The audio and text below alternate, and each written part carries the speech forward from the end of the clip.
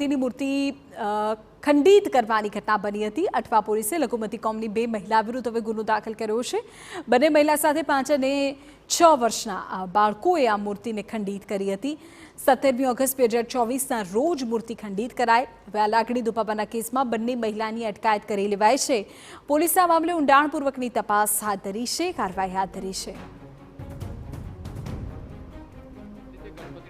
ચાલી રહ્યો છે અને તે દરમિયાન સુરતની અંદર એક પછી એક જે ઘટનાઓ સામે આવી રહી છે તે ગંભીર બાબત કહી શકાય, કારણ કે સુરતની અંદર 2 દિવસ પહેલા જે રીતે સૈયદપુરા વિસ્તારની અંદર જે ગણપતિ પંડાલની અંદર પથ્થરમાં આજે મારવાને લઈને આખો જે મામલો જે વિવાદમાં આવ્યો હતો અને તેની અંદર લાલગેટ પોલીસ સ્ટેશનની અંદર અલગ અલગ જેટલી 3 જેટલી જે ફરિયાદો હતી તો નોંધવામાં આવી હતી। ત્યારે વધુ આ રીતની એક આજે લાગણી દુભાવતાની જે ફરિયાદ છે તે સુરતના અઠવા પોલીસ સ્ટેશનની અંદર 2 મહિલા વિરુદ્ધ જે નોંધવામાં આવી છે અને અઠવા પોલીસ દ્વારા આ બંને મહિલાઓ જે છે તેમની ધરપકડ કરવામાં આવી છે।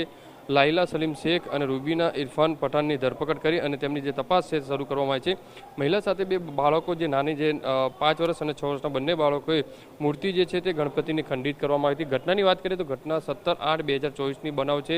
જે રીતે આજે ગણપતિ જે બનાવવામાં આવતું હોય છે તે જગ્યાએ આ લોકો દ્વારા ગયા હતા અને ત્યાં કોઈ બાબતે જે ઝઘડો હતો અને તેને લઈને જે મૂર્તિઓની જે તોડફોડ કરી હતી અને તે મામલો અઠવા પોલીસ સ્ટેશન પહોંચતાની સાથે જ અઠવા પોલીસ દ્વારા આ બાબતે ગુનો નોંધી અને જે મૂર્તિઓ જે ખંડિત કરી હતી તેને લઈને હાલમાં બંને મહિલાઓની જે ધરપકડ કરી છે અને ગુનો નોંધીને વધુ તપાસ હાથ ધરી છે। હકીકત શું છે, કારણ કે આ મૂર્તિઓ ખંડિત કયા કારણોસર કરવામાં આવી એ તમામ જે અલગ અલગ જે પાસાઓને લઈને પોલીસ દ્વારા વધુ તપાસ હાથ ધરી છે। ત્યારે મહત્વનું છે, એક બાજુ સૈયદપુરા વિસ્તારની અંદર જે ગંભીર ઘટનાઓ સામે આવી છે અને તેને લઈને સુરત પોલીસ દ્વારા અલગ અલગ જે સેન્સિટિવ જે વિસ્તારો છે તે વિસ્તારોની અંદર પેટ્રોલિંગ વધારવામાં આવ્યું છે। ત્યારે આવનાર દિવસની અંદર ગણપતિ છે, નવરાત્રી તહેવાર આવી રહ્યા છે, તેને લઈને હવે પોલીસ ચોકકની બની છે।